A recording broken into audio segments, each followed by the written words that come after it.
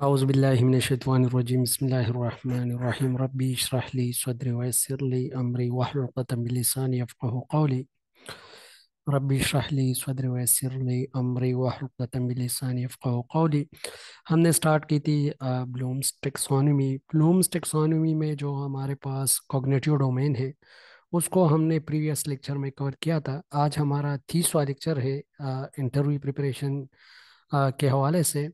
और जो और डोमेन है दो, affective domain and psychomotor domain of Bloom taxonomy, इसको इंशाल्लाह आज हम कवर करेंगे। और फिर सोलो टेक्सोनोमी और आगे हम इंशाल्लाह जाएंगे item item development, item bank, item analysis, discrimination power और इसके साथ फैसिलिटी इंडेक्स। ये इंशाल्लाह हम कोशिश करेंगे कि आज के लेक्चर में कवर कर लें, ठीक है।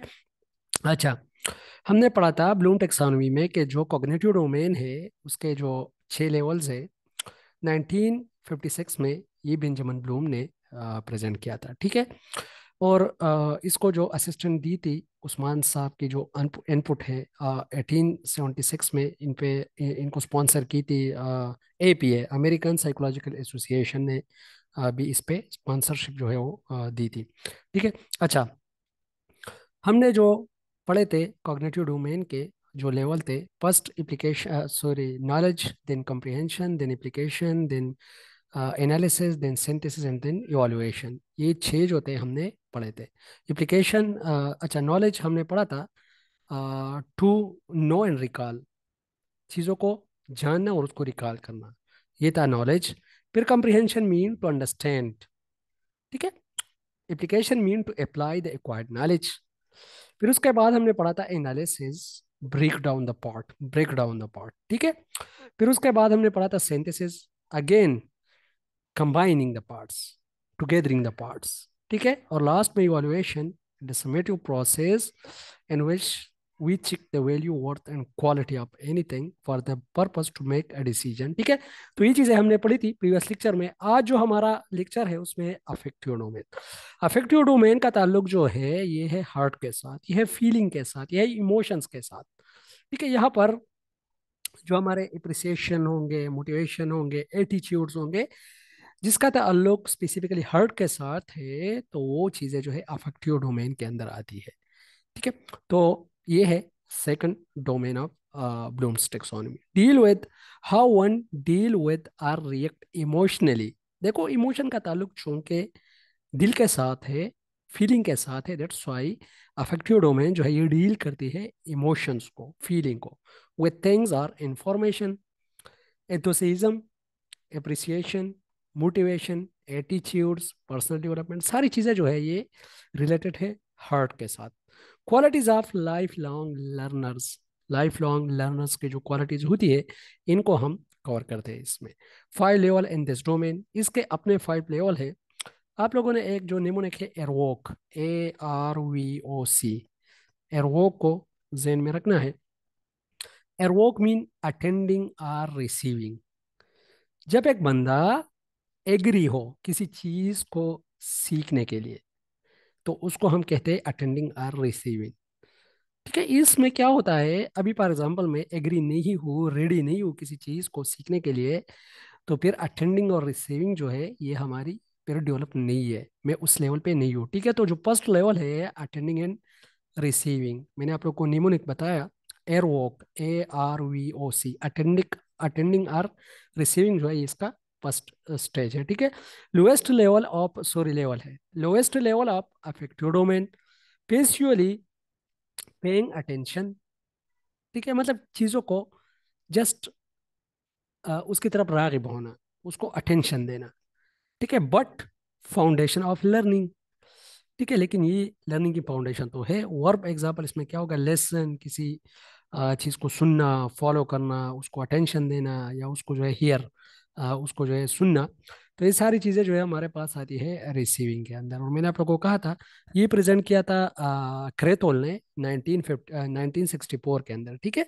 जो अफेक्टिव डोमेन है ये क्रेथोल ने 1964 के अंदर जो है वो प्रेजेंट किया था। जबकि सिम्पसन ने जो साइकोमोटर डोमेन है, आगे हम इंशाल्लाह जो हम पढ़ेंगे, तो वो प्रेजेंट किया था 1972 के अंदर, ठीक है। और जो इसका रिवाइज्ड एडिशन है, कल भी हमने पढ़ा था, 2001 में एंडरसन ने उसको जो है वो प्रेजेंट किया था। ठीक है, तो रिसीविंग जो है ये फर्स्ट स्टेज है। इसमें क्या होता है, विलिंगनेस रिक्वायर्ड होती है कि आया जो लर्नर है वो विलिंग पे या अटेंशन दे रहा है कि नहीं, सुन रहा है कि नहीं, फॉलो कर रहा है कि नहीं। तो ये हमारे पास जो है रिसीविंग लेवल है। सेकंड जो है एरोक, रिस्पॉन्डिंग। ठीक है, तो रिस्पॉन्डिंग में एक्टिव पार्टिसिपेशन। अभी फॉर एग्जांपल एक बंदा सुन रहा है, तो फिर नेक्स्ट जो स्टेज है उसको रिस्पॉन्स करना, रिस्पॉन्डिंग। तो एक्टिव पार्टिसिपेशन इसमें होती है, willing and satisfied to respond. ये देखो ये भी विलिंगनेस है लेकिन रिस्पॉन्स के लिए। वर्ब एग्जाम्पल इसमें क्या है, आंसर। जाहिर बात है, चीजें सुनेगा तो उसकी रिएक्शन देगा, आंसर देगा।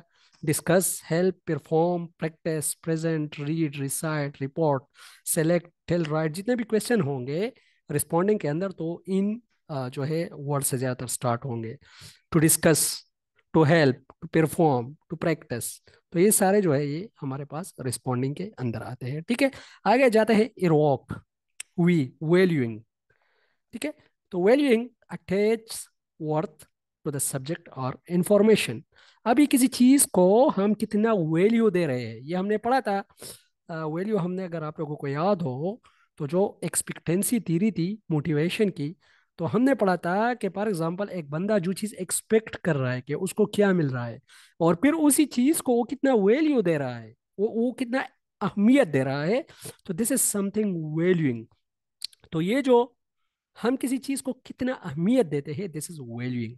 Attach word to the subject or information, acceptance of subject or information. आया जो सब्जेक्ट इंफॉर्मेशन है उसको ये लर्नर एक्सेप्ट भी कर रहा है कि नहीं। वर्ब एग्जांपल इसमें क्या है, इंटरनलाइज।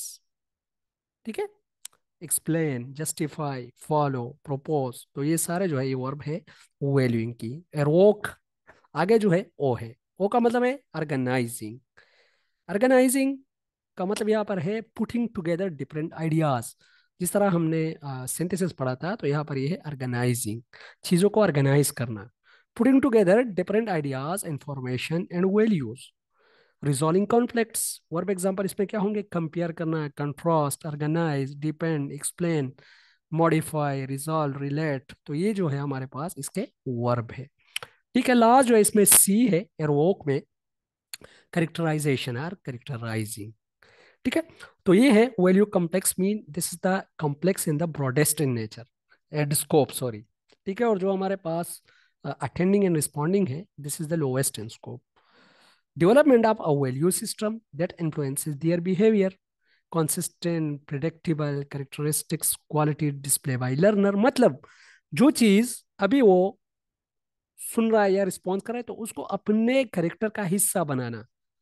यहाँ पर जो चीज होता है उस पर प्रैक्टिकली अमल करके उसको करेक्टर का हिस्सा बनाते हैं, और जो कि बिल्कुल ही एक कॉम्प्लेक्स और एक, अगर आप लोग देख लो तो ये हायरार्की में बिल्कुल ही एक कॉम्प्लेक्स और टॉप वाली क्वालिटी है कि किसी चीज को जब हम अंडरस्टैंड करते हैं, फिर उसको अप्लाई करते हैं, उसको रिस्पॉन्ड करते हैं, लास्ट में उसको अपने कैरेक्टर का हिस्सा बनाते हैं, प्रैक्टिकली उसको परफॉर्म करते हैं। ठीक है, तो ये है कैरेक्टराइजिंग। और एग्जाम्पल क्या है, बिलीव। मतलब आपने कोई चीज जब अपनाया, उस पर बिलीव किया, तो फिर आप क्या करते हो, उस पर बिलीव करते हो। कोऑपरेट करना, सॉल्व करना, प्रैक्टिस करना, इन्फ्लुएंस करना, डिस्प्ले करना और वैल्यू। ठीक है, तो ये थी हमारे पास जो 6 लेवल थे अफेक्टिव डोमेन के। Again I am repeating, ARVOC, attending, responding, valuing, organising and characterising. ठीक है, आप लोग इस पे प्रैक्टिस कर लो 2-3 मरतबा, तो इनशाला ये बहुत ही ईजी है, इसमें इतना मुश्किल कोई चीज़ नहीं है। ठीक है, अच्छा जी, आगे हम साइकोमोटर डोमेन जो है इसको पढ़ते हैं। Psychomotor domain, psycho and motor. ये देखो, इसका ताल्लुक जो है ये मेंटल प्लस हैंड, मतलब चीजों को करना प्रैक्टिकली, प्लस जो हमारे पास मेंटल प्रोसेसेस है, जो हमारे पास कॉग्निशन है, जो हमारे पास मेंटल एबिलिटीज है, उसको लिंक करता है हमारे पास किसी चीज को प्रैक्टिकली करने का।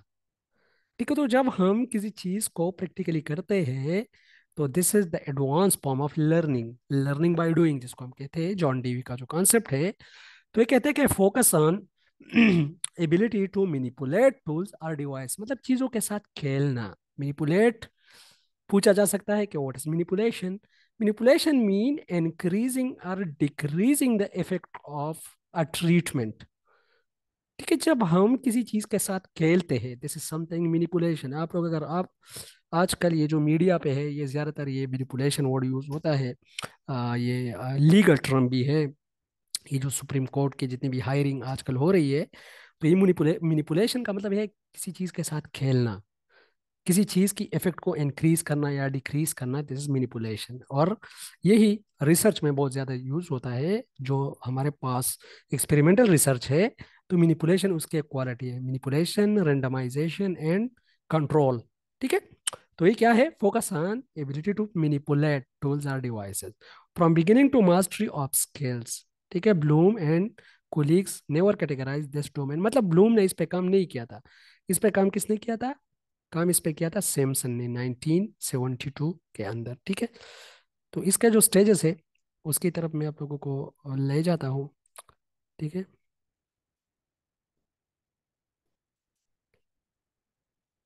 अच्छा जी। सिम्पसन जो है 1972 में सिम्पसन ने ये एस्टेब्लिश किया था, जो साइकोमोटर डोमेन है, जो कि मोस्ट एडवांस डोमेन है अगर हम इसको देखें, तो इसमें चीज़ों को करना, प्रैक्टिकली चीज़ों को करना। तो Simpson E 1972 the classification of educational objectives in the psychomotor domain। the psychomotor domain इसमें देखो लेवल है, डिफिनेशन और पॉसिबल वर्ब्स है। परसेप्शन, फर्स्ट हमारा जो है परसेप्शन है। देखो परसेप्शन मैंने आप लोग के लिए कहा था कि what is perception? Perception is the practical form of sensation. जब सेंसेशन होती है, सेंसेशन हम किस चीज से करते हैं? सेंसेशन हम करते हैं अपने फाइव सेंसेस से। सेंसेशन हो गई, उसको प्रैक्टिकल फॉर्म में चेंज करने को हम परसेप्शन कहते हैं। ये कौन कहता है? ये टिचनर कहता है। हम मैंने आप लोग को पढ़ाया था, टिचनर जो था वो उसका ताल्लुक स्ट्रक्चरलिज्म साइकोलॉजी से है।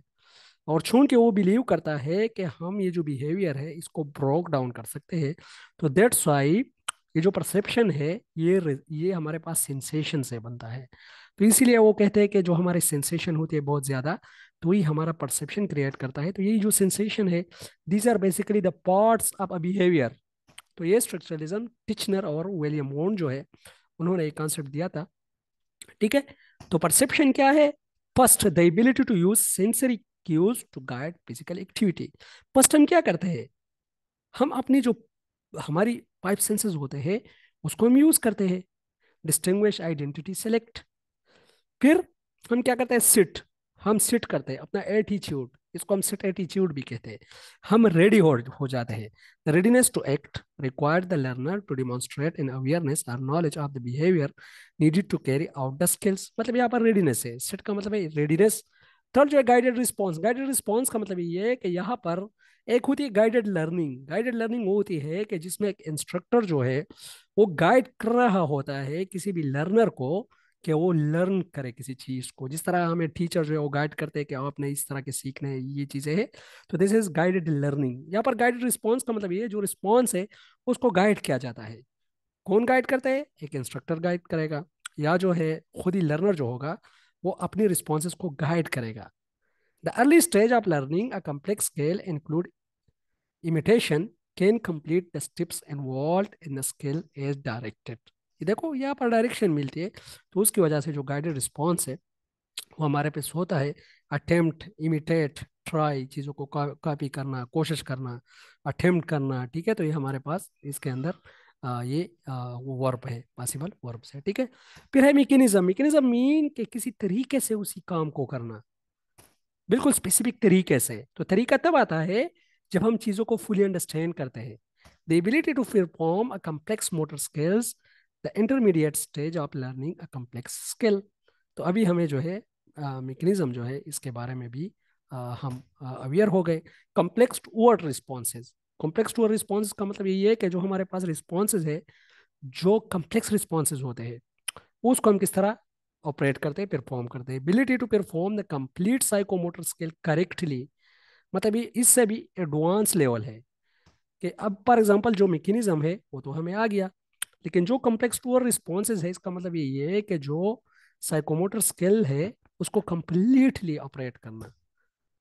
बिल्कुल ही पेशेंटली तरीके से, फिर उसको एडॉप्ट करना।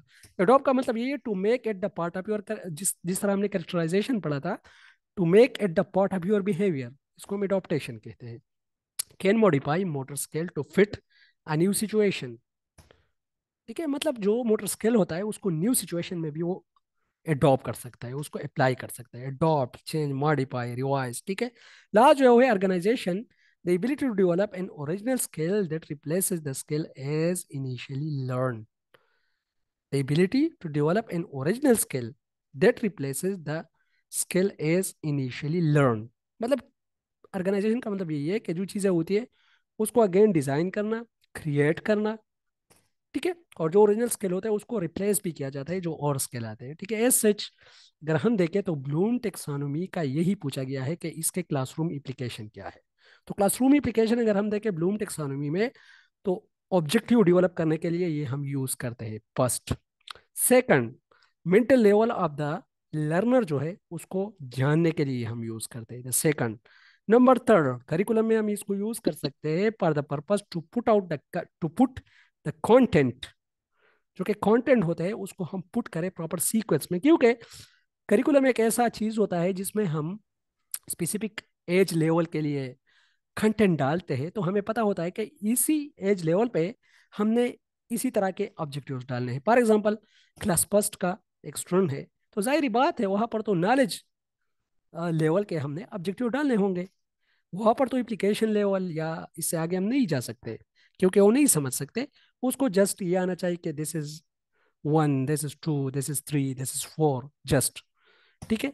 उसमें जो लॉजिक होता है तो आगे जाके हमने समझाना होता है, दैट्स वाई इसको हम करिकुलम में भी यूज कर सकते हैं। ठीक है। तो ये तीन जो है ये बिल्कुल ही प्रोमिनेंट एप्लीकेशंस है और यही पूछे जाते हैं। और सेकंड, कॉग्निटिव डोमेन का पूछा जाता है और अफेक्टिव डोमेन, ये दोनों जो है बहुत ज़्यादा इंपॉर्टेंट है।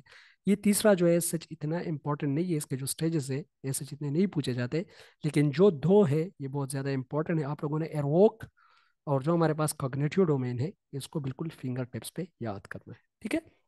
अच्छा, समझ ले गई? कोई confusion, question, suggestion, input, discussion?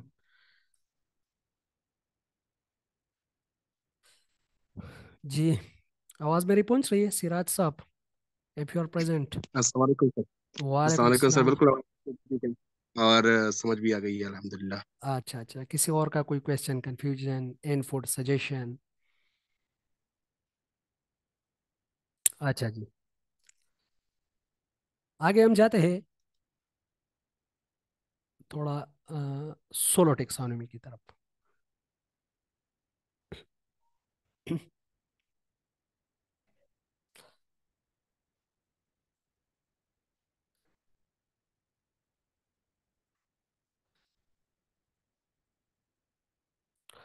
अच्छा, स्क्रीन डिस्प्ले हो गया?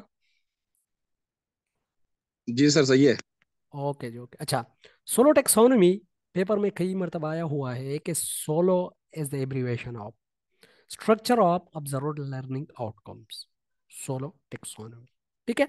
तो सोलो टेक्सोनोमी को अगर हम देखें और जो ब्लूम टेक्सोनोमी देखें, दोनों का पर्पस ऑलमोस्ट सेम है, क्योंकि इसमें भी इंक्रीजिंग लेवल है।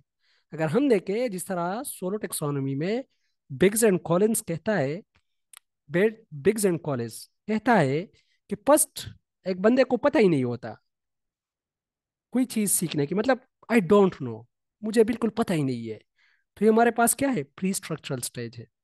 फिर एक बंदा जो है फर्स्ट चीज को जानने की कोशिश करता है, जैसे यूनिस्ट्रक्चरल। फिर उसका जो है मल्टी डायमेंशन चीजों को जानने की कोशिश करता है, मल्टी फेसेस को, दिस इज मल्टी स्ट्रक्चरल, लेकिन रिलेशनशिप नहीं बना सकता। फिर उसके बाद जो हो जाता है रिलेशनल, मतलब मल्टी डायमेंशनल चीजों को, मल्टी फेसेस को, प्लस उसके दरमियान रिलेशन को।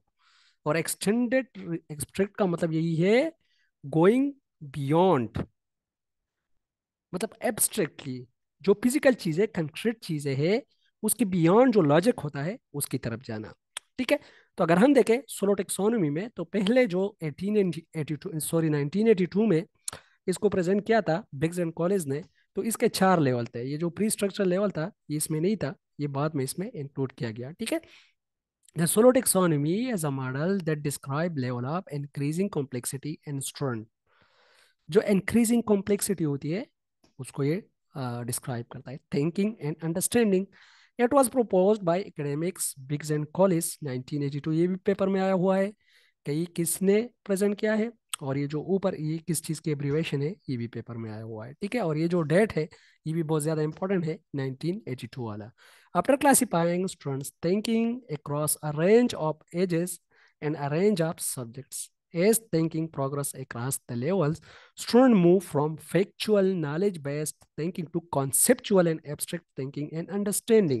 ये देखो जो जो स्टूडेंट की जो लर्निंग है वो इम्प्रूव होती है, थिंकिंग जो इम्प्रूव होती है, तो फैक्चुअल नॉलेज से मतलब फैक्ट से जिसको हम टच कर सकते हैं सेंसरी एक्सपीरियंसेस से, वो जाते हैं एब्स्ट्रैक्ट थिंकिंग की तरफ। जिस तरह पियाजे भी कहता है कि जो एब्स्ट्रैक्ट थिंकिंग है जो फॉर्मल ऑपरेशन स्टेज में डेवलप होता है, तो this is the last stage of the thinking, कि जिसमें एक बंदा जो है फिजिकल चीजों के पीछे जो फोर्सेस होते हैं, जिस तरह मीटर फिजिक्स हम कहते हैं, तो उसकी तरफ जाता है कि उसके उसके पीछे जो जो अनटचेबल अनटचेबल चीजें हैं। जिस तरह फॉर एग्जाम्पल हम देखते हैं किसी चीज को, तो हम सोचते हैं कि यार ये चीज किस चीज से बना है, इसकी जो मतलब फोर्सेस है, ठीक है, तो ये क्या है, ये दुनिया क्या है, दुनिया के पीछे ये चीजें क्या है, तो this abstract thinking and understanding, ठीक है। अभी सोलो टेक्सोनोमी के 5 लेवल है, बहुत ही ज्यादा इजी है। Pre structural, unistructural, multi structural, relational and extended abstract. तो प्री स्ट्रक्चरल जो है, आई डोंट नो, मुझे कोई पता नहीं है, मैं कोई चीज बिल्कुल ही सिंगल पॉइंट भी मैं नहीं जानता किसी चीज के बारे में। इसी लेवल पे जो लर्नर होता है उसको किसी चीज का पता नहीं होता।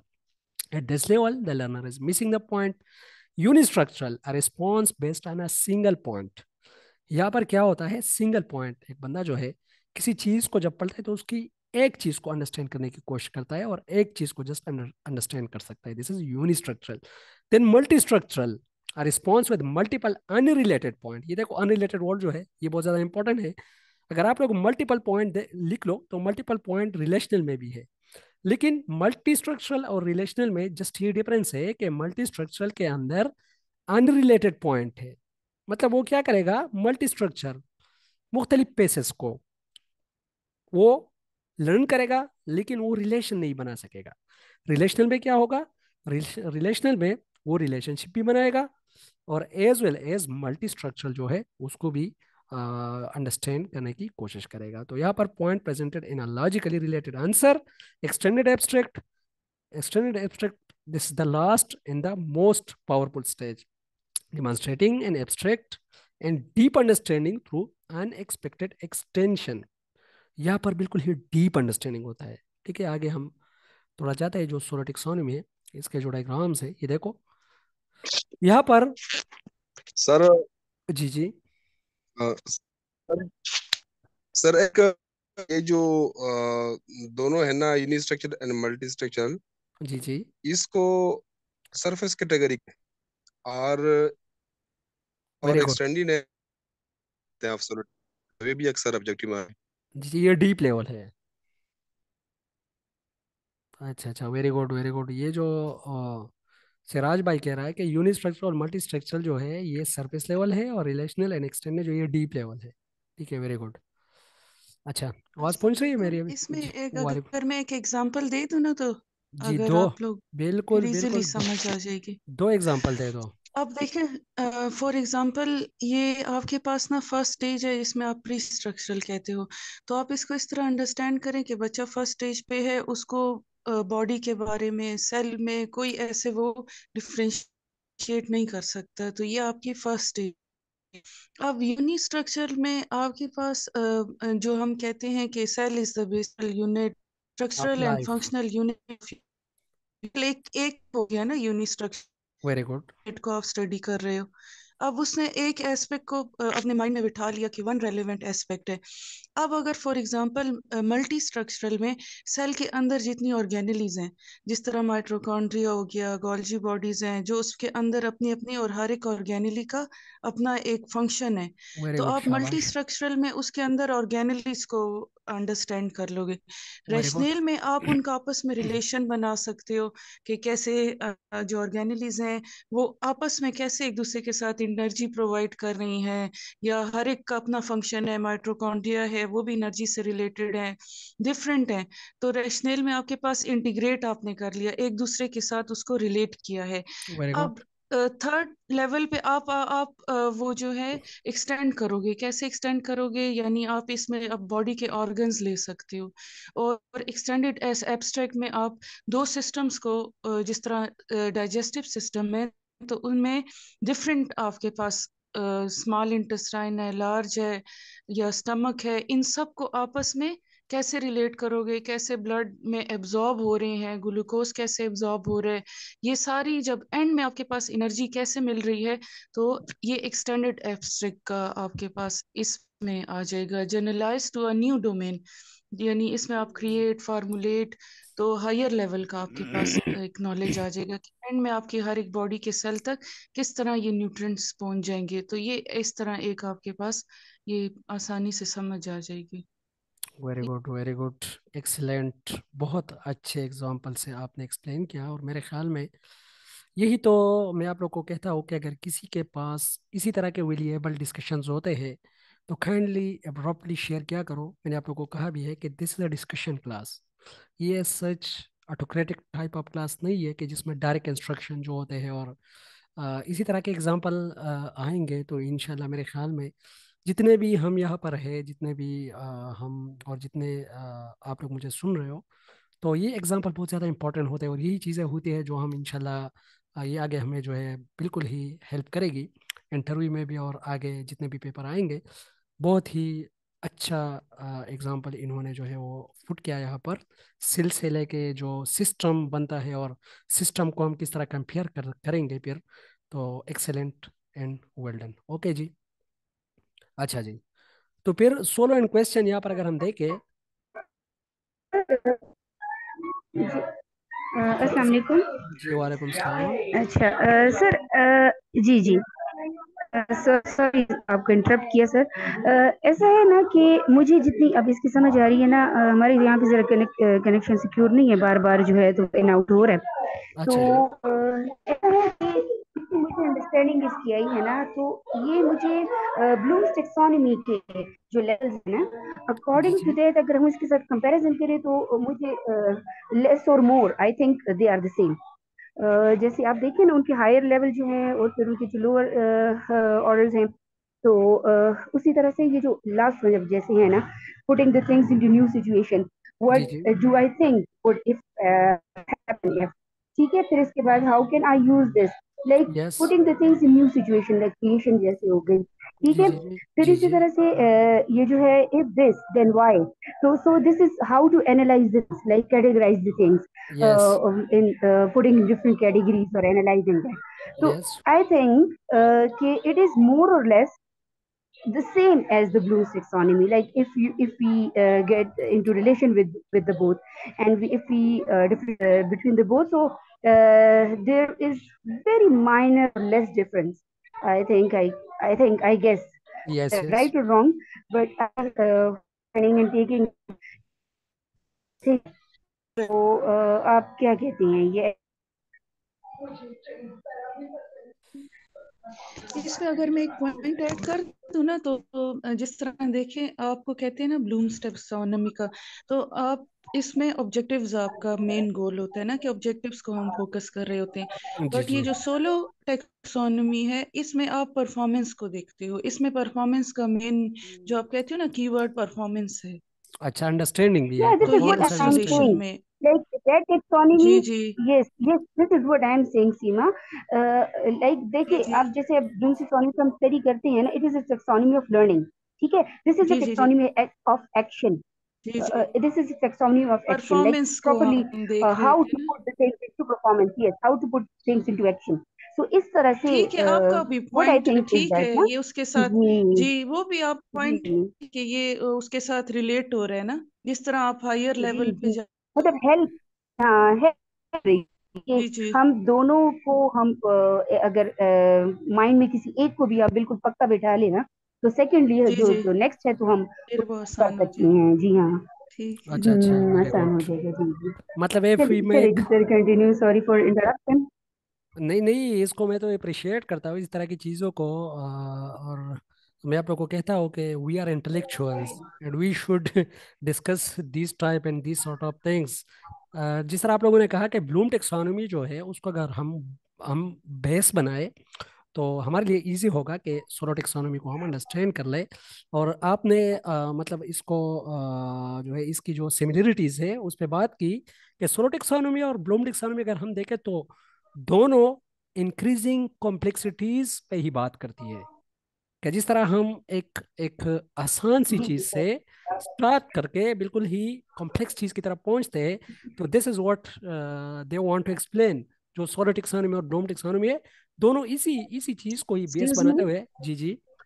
सर, सोलर टेक्सोनोमी जो है वो कॉग्निटिव एबिलिटीज को मेजर कर रही है, अच्छा जी। जबकि ब्लूम टेक्सोनोमी जो है वो ओवरऑल डेवलपमेंट को है। यस ये एक उसमें। मेजर डिफरेंस है दोनों का। अच्छा, very good very good. Overall development जिस तरह हमारे पास उसमें साइकोमोटर डोमेन भी है, अफेक्टिव डोमेन भी है। Very good. Exactly exactly. Yes. जबकि सोलो जो है वो हमारी मेंटल एबिलिटीज को, किसी भी चीज को हम किस तरह एक एब्स्ट्रैक्ट लेवल तक लेके जाते हैं, तो इसके वेरी लिए वेरी। हमारे पास सोलो यस। जो है वो मीनिंगफुल है। और ओवरऑल डेवलपमेंट के लिए फिर हम जाते हैं towards Bloom taxonomy. Very good very good, बहुत ही इसका वैल्यूएबल मतलब पॉइंट ये है। जी जी। है कि सोलो जो है वो कॉग्निटिव डोमेन, ब्लूम टेक्सोनॉमी के कॉग्निटिव डोमेन और सोलो जो है ये तकरीबन एक जैसा। वेरी गुड वेरी गुड, मतलब ये कि इसका ताल्लुक जस्ट मेंटल के साथ है। अफेक्टिव और जो फीलिंग हमारे होते हैं, जो हमारी लर्निंग बाय डूइंग होती है, तो इसके साथ इतना इतना ताल्लुक नहीं है। कंसेप्ट।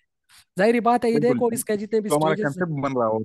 जी, unistructural, multi structural, relational, extended abstract, तो ये सारे जो है ये मेंटल प्रोसेसेस ही है। इसको हम एज सच डूइंग फंक्शन इसका नहीं है।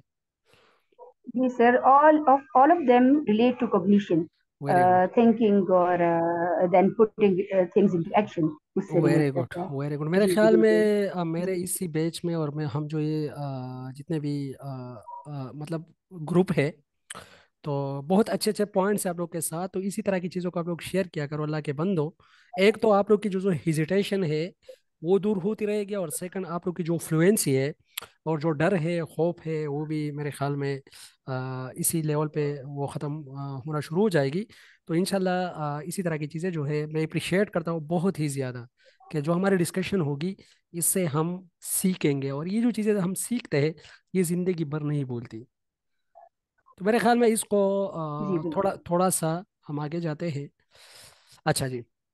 सर फिर आइटम। कुछ मॉक इंटरव्यूज रखेंगे ना, इस तरह डिस्कशन की क्लास रखेंगे, तो फिर इंशाल्लाह। हमें वो सारा टाइम लाइक इन क्वेश्चंस के लिए, डिस्कशंस के लिए होगा, तो वो ठीक है ज्यादा ठीक। हेल्पफुल होगा। क्यों ठीक है। नहीं, इंशाल्लाह आगे ये जो असेसमेंट का चैप्टर जब ख़त्म हो जाए तो इंशाल्लाह मैं तो प्लान कर रहा हूँ कि जो नीमुल्लाह फारूकी साहब के बुक में लास्ट में जो 709 709 जो क्वेश्चन है, तो उस पे अगर हम फिर डिस्कशन स्टार्ट कर ले तो थोड़ा बेहतर होगा, क्योंकि इंटरव्यूज बहुत ही आ रही है, नज़दीक आ रही है। तो वो हमारे लिए फिर बहुत ही ज़्यादा हेल्पफुल होगा, क्योंकि हमारी बेस ऑलमोस्ट बन गई ना। अच्छा जी। आइटम। आगे हम देखते हैं कि आइटम है क्या। जब हम एक टेस्ट बनाते हैं तो टेस्ट के अंदर चाहे हमारे पास जो स्टेटमेंट है, या चाहे हमारे पास डिस्ट्रक्टर है, या चाहे हमारे पास जो ऑप्शंस है, ठीक है, तो सारी चीजें इसको हम आइटम कहते हैं। किसी भी टेस्ट को बनाने के लिए फॉर एग्जांपल हमारे पास जो हो। अच्छा, किसी का माइक ऑन है, काइंडली ऑफ कीजिएगा। तो फॉर एग्जांपल जो हम एक टेस्ट बनाते हैं तो उसके लिए जो हम स्टेटमेंट जो है वो फाइंड आउट करते हैं, या इसके लिए जो हम स्पेसिफिकली जो डिस्ट्रक्टर डिस्ट्रक्टर मीन जो रॉन्ग आंसर्स होते हैं उसको हम डिस्ट्रक्टर कहते हैं, वही, या जो ऑप्शंस होते हैं जो करेक्ट आंसर होते हैं, तो सारी चीज़ें हमारे पास आती है आइटम के अंदर।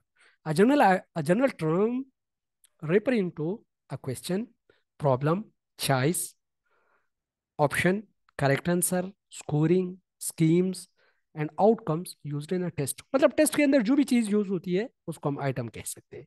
ठीक है। आइटम बैंक क्या है? जिस तरह पैसों का एक बैंक होता है, तो इसी तरह आइटम का भी एक अपना एक बैंक होता है, जिसमें ये जो आइटम है ये पड़े हुए होते हैं, ये क्वेश्चन पड़े हुए होते हैं बिल्कुल ही नॉन रिफाइंड फॉर्म में, और फिर उसको डेटा फॉर्म में, जिसको हम नॉन रिफाइंड फॉर्म कहते हैं, तो फिर उसको आइटम पूल का मतलब यही है कि फॉर एग्जांपल हमने साइकोलॉजी का कोई टेस्ट बनाना है, तो हमने साइकोलॉजी के आइटम पूल पे जाना होगा। वहाँ पर साइकोलॉजी की जो चीज़ें होगी तो उससे उठा के फिर हमने जो अपना टेस्ट है तो वो बनाना होता है। ये ज़्यादातर स्टैंडर्डाइज जो टेस्ट होते हैं तो एक्सपर्ट जो डेवलप करते हैं तो उसका अपना एक आइटम बैंक होता है, जो NTS और इसी तरह FTS और जिस तरह MDCAT और ये जितने भी टेस्टिंग एजेंसीज है तो उनके साथ अपना एक आइटम बैंक होता है और उसमें क्वेश्चन उनके साथ होते हैं, ऑलरेडी स्टोर्ड हुए होते हैं, और उनसे क्वेश्चन जो है वो उठाते हैं और वही क्वेश्चन फिर जो है वो बिल्कुल ही वैलिड क्वेश्चन, रिलायबल क्वेश्चन होते हैं जो कि ऑलरेडी चिक किए गए होते हैं। तो उसको फिर उठा के वो क्या करते हैं, वो प्रेजेंट करते हैं और इससे एक टेस्ट बनाते हैं। ठीक है, तो जो आइटम है हमारे पास, आइटम को हम कह सकते हैं कि general term referring to question, problem, choice, option, correct answer, scoring schemes and outcomes used in a test. Item bank जो है the system by which test item are maintained, store and classified. देखो, maintain करना, store करना और classify करना to facilitate item review, item development and examination assembly. फिर item pool का मैंने आप लोगों को बताया था, aggregate of item from which a test item are selected. अभी हमने एक टेस्ट बनाना है तो फिर हमने आइटम पूल से चीजें लेनी है। ठीक है, item analysis, analysis of item of a test whether, अच्छा ये वेदर है, whether they are fulfilling the objectives of the test or not, कि हमारे टेस्ट का जो ऑब्जेक्टिव आया वो फुलफिल कर रहा है कि नहीं। ये जो आइटम है, जो हम क्वेश्चन बना रहे हैं, तो आया ये जो हमारा टेस्ट है उसके ऑब्जेक्टिव को फुलफिल कर रहा है कि नहीं। This item analysis, item analysis में हम दो तीन चीजें देखते हैं। क्या क्या देखते हैं हम? पहले जो है फैसिलिटी इंडेक्स, जिसको हम डिफिकल्टी लेवल और आइटम डिफिकल्टी भी कहते हैं, हम इसको देखते हैं। सेकंड, डिस्क्रिमिनेशन पावर को देखते हैं, मतलब टेस्ट ना ज्यादा इजी हो और टेस्ट ना ज्यादा डिफिकल्ट हो, टेस्ट ना कंफ्यूजिंग हो और टेस्ट ना ज्यादा बिल्कुल ही इजी हो। और टेस्ट अगर डिस्क्रिमिनेशन पावर भी अगर किसी टेस्ट का ना हो, डिस्क्रिमिनेशन पावर मीन कि जो हमारे पास हार्ड वर्किंग स्टूडेंट होते हैं और लर्नर होते हैं, और जो हमारे पास थोड़े लो लेवल के स्टूडेंट होते हैं जो पढ़ाकू नहीं होते, तो जाहिर बात है एक टेस्ट में ये क्वालिटी होनी चाहिए कि वो उसको डिफ्रेंशिएट करे कि जो मेहनती स्टूडेंट होते हैं, जो मेहनती लर्नर होते हैं और जो मेहनत नहीं करते, तो दोनों के दरमियान जो फर्क को डिफ्रेंशिएट करता है तो डिस्क्रिमिनेशन पावर। ठीक है, तो फिर आइटम पूल में हमने पूल में हमने क्या किया, हमने उससे क्वेश्चन उठा लिए, फिर उसकी एनालिसिस की। एनालिसिस करने के बाद हमने कुछ चीज़ों को देखनी है जिसको कहते हैं item difficulty, or difficulty level, or facility index. It checks the item whether it's easy or difficult. जो क्वेश्चन या जो आइटम हमने उठाया हुआ है उसको अभी हमने चेक करना है कि आया ये जो है ये डिफिकल्ट है कि इजी है। It's acceptable ranges as from 30 to 70%, 30 to 70% इसका एक्सेप्टेबल रेंज है। Below 30% item difficulty is increasing while above 70% it become easy. ये भी पेपर में आए हुए हैं कि 30% से जब हम नीचे आते हैं तो क्या होता है, तो मीन कि वो जो आइटम है उसकी डिफिकल्टी इंक्रीज होती है। जब 70 से आगे जाते हैं तो मीन कि इसकी जो इजीनेस है वो इंक्रीज होता है। Eight become easy